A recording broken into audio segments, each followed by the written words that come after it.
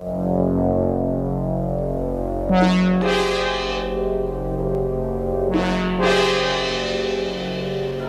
is the clearest film ever shot of a real, unidentified flying object.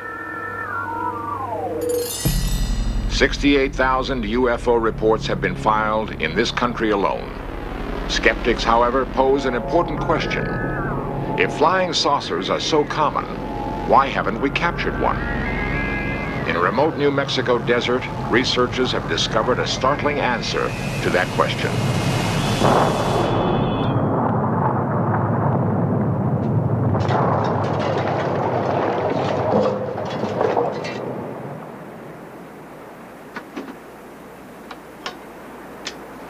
A persistent rumor holds that the United States government has recovered and is concealing fragments of alien spacecraft.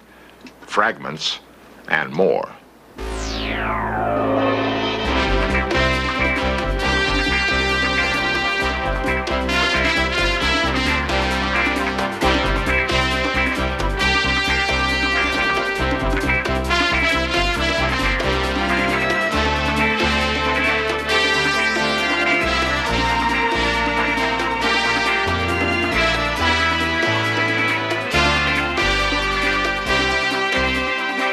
This series presents information based in part on theory and conjecture. The producer's purpose is to suggest some possible explanations, but not necessarily the only ones, to the mysteries we will examine. Charges of a UFO cover-up began almost with the first famous flying saucer sightings in late June 1947. It's curious. These reports seem to center around areas where atom bombs and rockets were tested. Were alien forces keeping watch on the new weapons we savages had invented? The flying discs became the Pentagon's nightmare. Seemingly, our fastest jets could never come close to their incredible speeds and right-angle turns. UFOs were said to be able to shut down guided missiles by remote control. The Air Force organized Project Blue Book to officially investigate UFOs. Since its termination in 1969, Blue Book has been alternately praised and damned.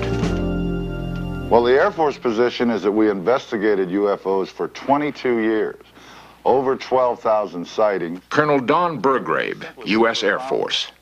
About 95% of all the UFOs were explainable. They were weather phenomenon, they were balloons, they were airplanes, they were lightning. And we concluded as a result of our investigations, which was carried out very scientifically, that one, there was no threat to the security of the United States, and there was no evidence that we could ever locate that an extraterrestrial vehicle had landed here. New York lawyer Peter Gersten sued the CIA and FBI to release 5,000 UFO-related documents. The reading of all the documents reveals that UFOs have the ability to render inoperable present-day technology. UFOs have the ability to gain access to our most sensitive military installations, unrestricted and unlimited access to nuclear installations. There's no doubt about it in my mind that there's a government UFO cover-up. Ray Fowler, civilian UFO researcher for 17 years. I've talked to military people who have told me about government cover-ups, how they've been instructed to say this and to say that. And I worked for the United States Air Force Security Service myself, and which worked for the National Security Agency, and I'm very familiar with intelligence operations and cover stories and things like that. So there's no doubt in my mind that there is a cover-up. If there was a planned cover-up, then they were very successful in keeping it from me. Colonel Robert Friend, former head of Project Blue Book, now an engineer on the space shuttle. A lot of these organizations decided that there was a cover-up because the Air Force didn't pursue these sightings to what they considered the ultimate conclusion. If there has been a UFO cover-up, it began in Roswell, New Mexico. Near White Sands and Alamogordo, Roswell was home base for many early tests of atom bombs and guided missiles. Here also, the practice of military stonewalling may have been perpetrated. The case began when Roswell businessman Dan Wilmot witnessed an amazing object over the town. His son tells the story. This was their home in July of 1947, and it was one summer evening. They were sitting out here. Dad looked up in the west and saw an object that came down and had lights blinking, and it was rather frightening to him, but he said all of a sudden it seemed to rock a little bit and sort of counterbalanced itself, wiggle a little bit, and then seemed to settle down and take off at a rapid rate of speed. The next day, reporters heard that the Air Force had found fragments of the mystery object crashed on a remote ranch northwest of Roswell. Excitement ran high until officials announced it was only a weather balloon. Major Џеси Marcel, in charge of the operation, now tells a far different story. They took pictures, of course. They had a whole flock of microphones there. They wanted me they wanted some comments from me, but I wasn't at liberty to do that. So all I could do is keep my mouth shut. And General Ramey is the one who discussed, told the newspapers, I mean the newsmen, what it was and to forget about it. It was nothing more than a weather observation balloon. Of course, which we both knew differently. Major Marcel had to keep silent because of his strategic position at that time. He was in charge of all security and intelligence on atomic tests in the United States and the Pacific. Marcel retraced his secret recovery operation across the hot New Mexico desert. We left Roswell perhaps around 3:30 or 4 o'clock in the afternoon. As you can see, it's flat. It is very difficult. In fact, with just verbal directions, we never would have found it. We had to follow the ranch around there. The crash site was so remote, it took an entire day to drive there. The following morning, we went out to the site where the crash was. And what I saw, I couldn't believe there was so much of it. It was scattered over such a vast area. So we proceeded to pick up as much of the debris as we could, loaded in the wagon. We filled that up. It took us a good part of the day to do that, because it was such small fragments that we had to do a lot of picking. We found a piece of metal about a 1.5 to 2 feet wide and about 2 or 3 feet long. Felt like you had nothing in your hands. It wasn't any thicker than the foil out of a pack of cigarettes. But the thing about that got me is that you couldn't even bend it, you couldn't dead it. Even with a sledgehammer would bounce off of it. So I knew that I had never seen anything like that before. And as of now, I don't know what it was. There is new evidence that the FBI then got into the case with a different cover story. Lawyer Peter Gersten, searching through declassified government documents, came across a mention of the Roswell case. One of those documents related to an incident in Roswell, New Mexico, which indicated that the object which had crashed was an experimental kite. The FBI investigated the incident and determined that it was terrestrial, that it was from an organization which had been doing research in experimental kites. What did crash in this desert? A UFO? A weather balloon? A radar-reflecting kite? It was not anything from this earth that I'm quite sure of, because being an intelligence officer, I was familiar with just about all materials used in aircraft and in our air travel. This is nothing like that. It could not be. It could not have been.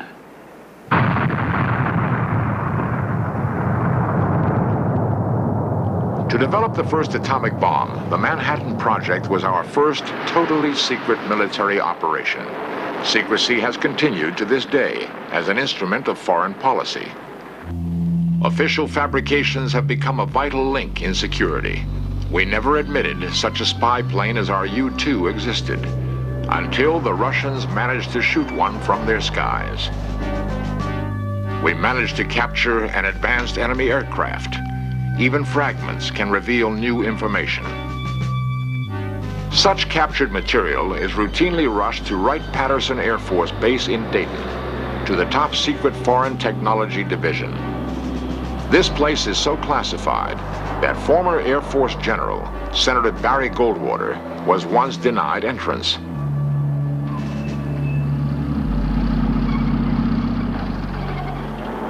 For 30 years, rumors have spread about Wright-Patterson Air Force Base. According to the stories, the U.S. government is concealing under top security flying saucers from another world and alien bodies cryogenically suspended in huge freezers. Such rumors could be easily dismissed, except that UFO researchers have gathered information leaked from military sources, sources who claim to have seen the craft and the bodies. The stories and rumors all mention a mysterious Hangar 18 as the ultimate repository. In search of cameras were the first allowed to photograph inside this hangar. Is it possible that here in Hangar 18, highly secret activities once took place? What evidence of a cover-up might we hope to find?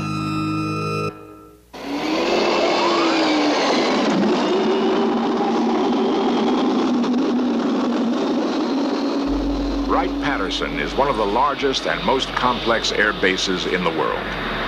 In the Foreign Technology Division alone, hundreds of secret experiments have been undertaken. Continuing military security has made Hangar 18 a mysterious citadel.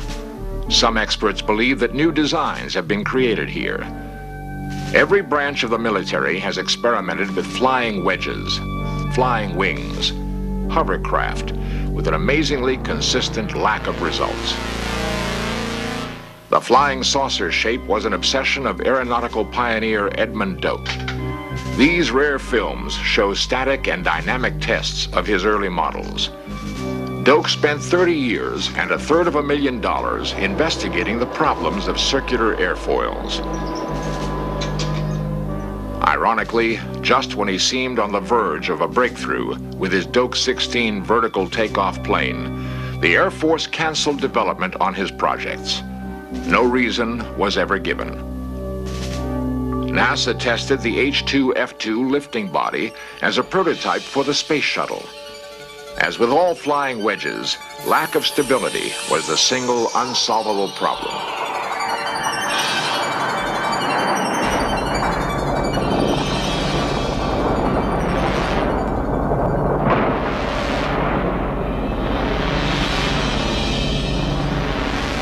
We are unable to confirm a single successful test of a manned flying saucer. Yet, the effort continues. Why? Does the government have some reason to pursue this quest? A reason they're keeping secret? From Wenham, a suburb of Boston, comes an eyewitness account which could explain this continued military fascination with flying saucers. Ray Fowler, one of the most respected civilian UFO investigators, is also author of 2 bestsellers in the field. Because of his stint in the Air Force Security Service, he finds himself still vulnerable to government pressure.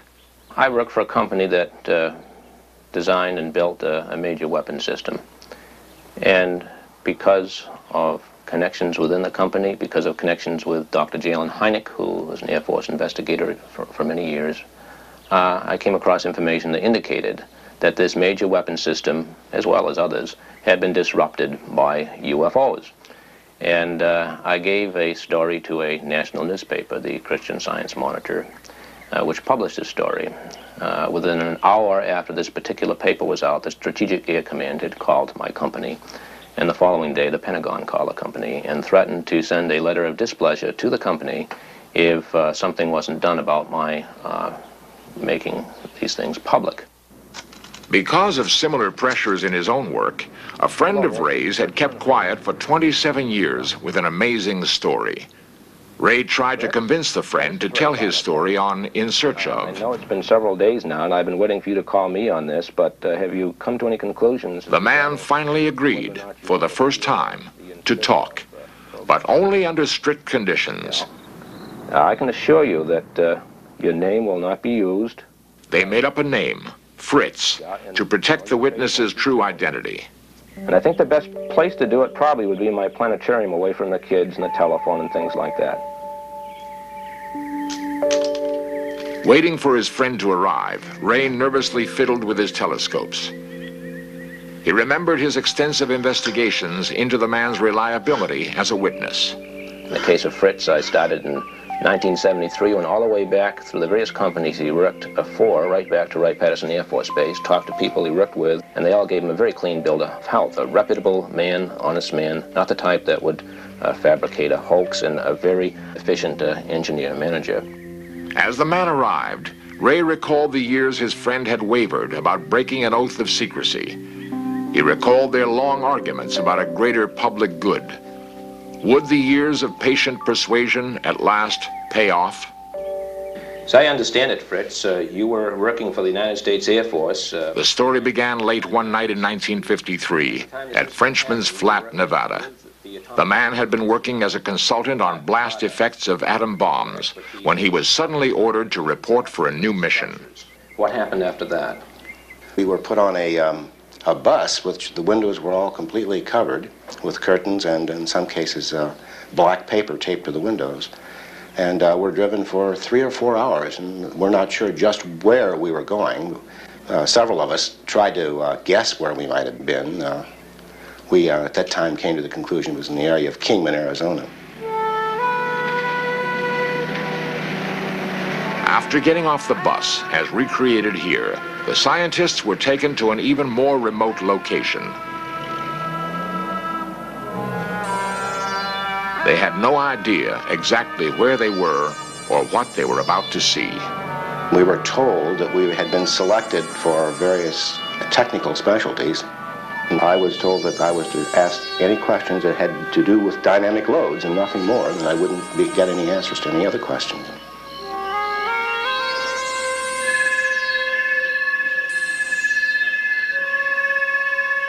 It looked like 2 saucers, I would call it, one on top of the other, inverted, probably 25 to 30 feet in diameter. In terms of something known, what kind of metal would it look like? Well, it would look like a brushed aluminum. I'm sure it probably wasn't that. I say that because I noticed no scratch marks. And anything that would penetrate into the sand 20 inches that way would certainly have some scratch marks. No signs of buckling, fracture, or anything? Not that I could see. I accepted it was probably some United States government vehicle, a highly classified vehicle. In fact, we were told that that's what it was. Interestingly enough, one of the questions I needed to know was what the mass of the vehicle was. I can tell a lot of things from the penetration into the desert sand and so forth, but I needed to know the mass. And they told me that they weren't going to let me know that. They perhaps didn't even know themselves. There was also a tent, which I didn't get to look into, but one fellow whom I did happen to talk with briefly until they told us to stop talking, said that he had seen 2 bodies inside this tent, 2 alien-looking bodies. It was brown, leathery skin, had a silver, like a cap on, without a bill. Like a skull cap? Yes, like a skull cap.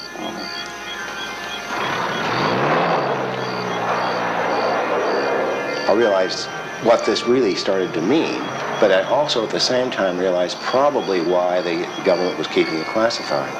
There are a lot of things that could be changed by our culture or religions. There are a lot of things that could be affected by the release of information like that at that particular time. Like many other UFO stories, this also concludes with the recovered craft taken to Wright-Patterson Air Force Base. Cameras are normally prohibited there, but In Search Of was allowed to photograph certain declassified areas. We found there actually are huge freezing chambers inside the legendary Hangar 18. The only knowledge I have of little green men, Martians, or whatever would be from the articles I've read of some of the published novels like Frank Scully's book and things like that. Don Ritter, building's manager since 1942, claims the giant freezing cells were never used for storage of alien bodies. Building 18 at Wright-Patterson was used primarily for cold soak engine testing, and we had 4 cells in this facility that we would take down to minus 65 degrees Fahrenheit, soak the engine for some period of time, and make the engine starts to test components, engines, and whatever for cold starts. My major criticism is that from way back in the 1947s, there should have been a gradual information release and have the public accustomed to what UFOs are, what we're trying to do about them, and instead they've covered up so long that to admit that they've covered it up, it's almost like another Watergate. Plus the fact, I think they don't have the answers, and if they admitted even what they knew, people would want to know more answers. They don't have the answers to give them. I'm sure they don't have the answers to give them. Based on my own personal and professional experiences, for the last 26 years of wearing this blue suit, and most of that I've been in the public affairs business, where I'm responsible for releasing information to the public. I can assure you on behalf of the Air Force that there's just no truth to that at all. Inside the freezing chambers of Hangar 18, we've examined one small clue in the mystery of the UFO cover-up. Whether it proves fact or fiction, this search for flying saucers has already profoundly influenced our perception of our place in the universe. Colonel Robert Friend, former head of Project Blue Book. I believe that speculation and a scientific approach to it can't live together. I would feel that there were, in lots of instances, cases that had potential scientific pay dirt that possibly should have been pursued further.